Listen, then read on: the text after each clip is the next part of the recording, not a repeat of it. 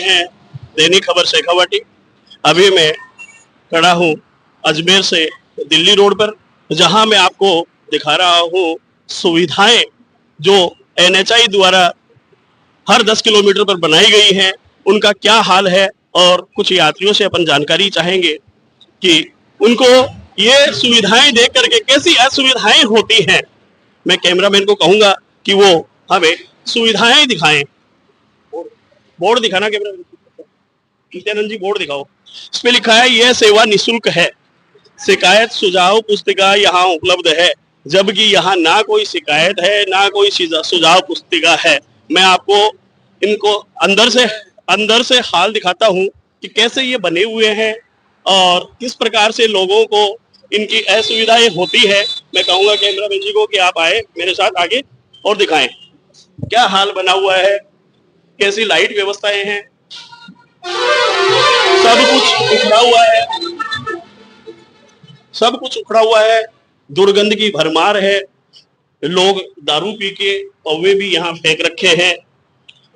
ना एनएचआई द्वारा ना टोल प्रशासन द्वारा किसी भी प्रकार की सुध इनकी ली जाती है, जो एक तरीके से असामाजिक तत्वों के लिए एक अच्छा अड्डा बना हुआ है। क्या सरकार इस पर कभी संज्ञान लेगी कि ऐसी सुविधाएं जो सरकार द्वारा बनाई गई है, करोड़ों रुपए इन पर खर्च किए गए, लेकिन करोड़ों खर्च करने के बाद भी सुविधाओं का रहा है अभाव। सुविधाओं का अभाव रहा, न जाने क्यों जनता अपने आप को ठगी सी महसूस कर रही है। जनता अपने आप को ठगी सी महसूस कर रही है। मैं हमारे कैमरामैन नित्यानंद जी को कहूंगा कि वो महिला बाथरूम के भी हाल दिखाएं एक बार, कि महिलाएं किस प्रकार से इसमें जा सकती है, क्या कर सकती है, सुविधाओं का लाभ ले सकती है या नहीं। आप देखिए मेरे साथ कैसी स्थिति महिला टॉयलेट की बनी हुई है, किस प्रकार से असामाजिक तत्वों का अड्डा बना हुआ है। क्या सरकार कभी इस पर संज्ञान लेगी? मैं रास्ते में चल रहे कुछ राहगीरों से कुछ जानकारी चाहूंगा। नमस्कार भाई साहब। नमस्कार जी। भाई साहब कहाँ से आ रहे हैं? मैं पुष्कर से आ रहे हैं। आपने यहाँ गाड़ी रोकी है, क्यों रोकी है भाई साहब? यहाँ सुविधा के लिए रोकी थी कि भाई अपन सुविधा कर सके, लेकिन यहाँ तो सुविधा ही असुविधा हो रखी है। क्या हाईवे पर आपको कोई सुविधा नजर आती है?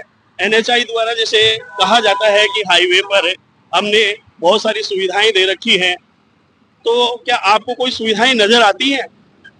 यहाँ कोई सुविधा नहीं नजर आ रहा। पहले तो यह है कि जो भी सुविधाएं हैं, जो असुविधा है वो बहुत लंबे टाइम से आती है। दूसरी बात आती है तो वो असुविधा बनी हुई है। वो तो यह है कि चाहे सुविधा करो चाहे मत करो, कोई बरोबर मतलब ही नहीं है। मतलब आप शुभ नाम जान सकता हूँ इसे आपका? मैं पंडित राजेंद्र शर्मा। क्या इस हाईवे पर आप सफर करते हैं? बिल्कुल, मेरा सफर होता रहता है, अजमेर, ब्यावर, पुष्कर वगैरह होता रहता है। तो आपको इस हाईवे पर किस प्रकार की असुविधाओं का सामना करना पड़ता है, रात में, दिन में? देखो, यहाँ पर ट्रैफिक इतना कि एक बार जाम लग जाता है तो आधा पौन घंटे, एक घंटे तक जाम खुलता ही नहीं है। कोई प्रशासन की कोई देखरेख नहीं है। दूसरी बात करेंगे उनसे। हम आए, हमारे साथ साथ वो भी आप पहुंचे हैं, जानना चाहेंगे हिसाब से कि क्या नाम है, क्या पद है।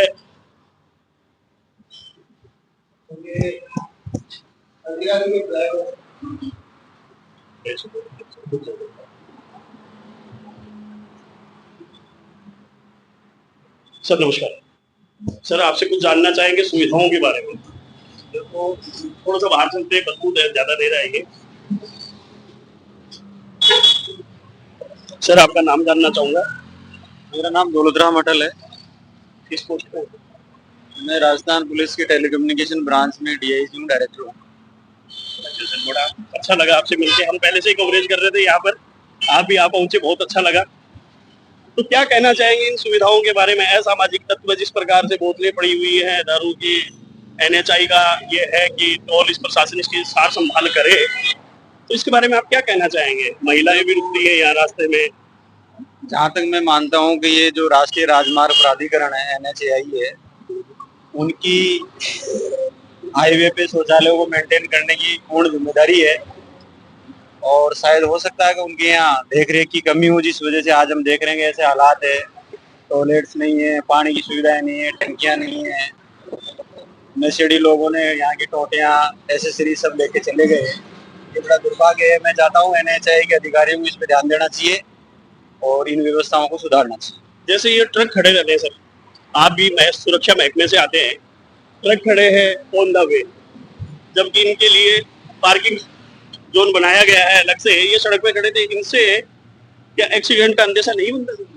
बिल्कुल, इनसे एक्सीडेंट का अंदेशा बना रहता है और बाकायदा गाइडलाइन भी बनी हुई है और हर चीज वाहन चालकों को समझाया भी जाता है समय समय पे परिवहन दस्तों के द्वारा। लेकिन ठीक है, अभी भी मैं समझता हूँ जागरूकता की कमी की वजह से व्यवस्थाएं होती है।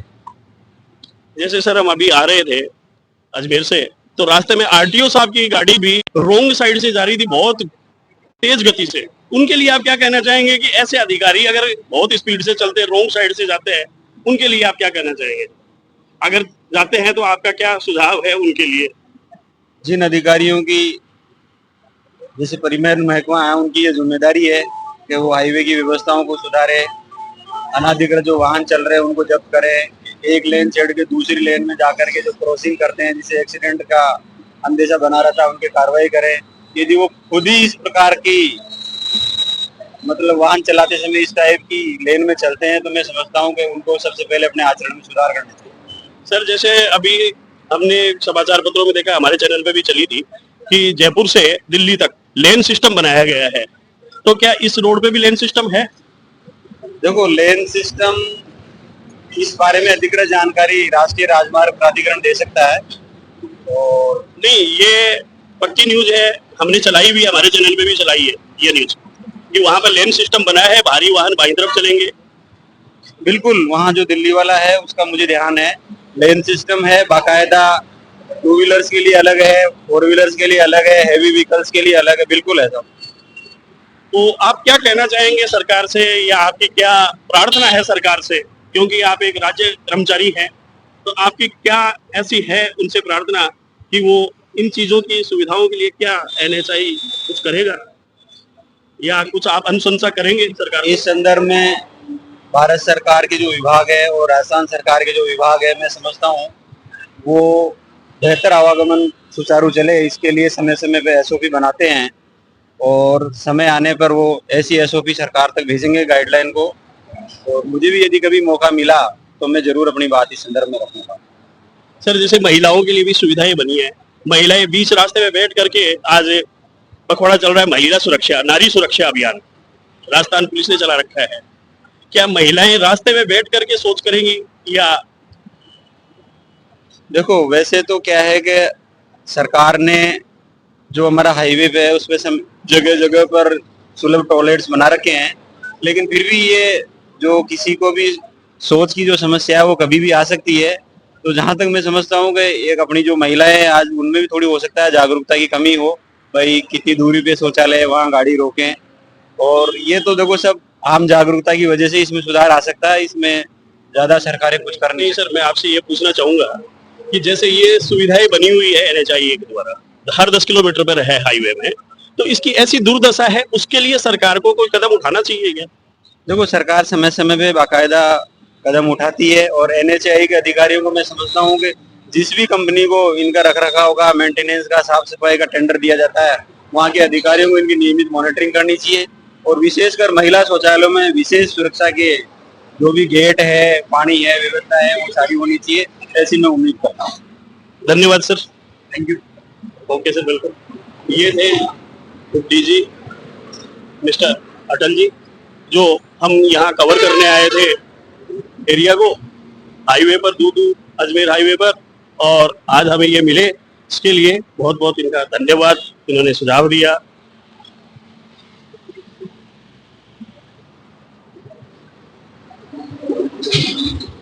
ग्राम नासुंदा का रहने वाला हूँ। इस रोड पे इतनी दुर्घटना होती है, आए दिन पशु मरते, डेली एक दो गाय।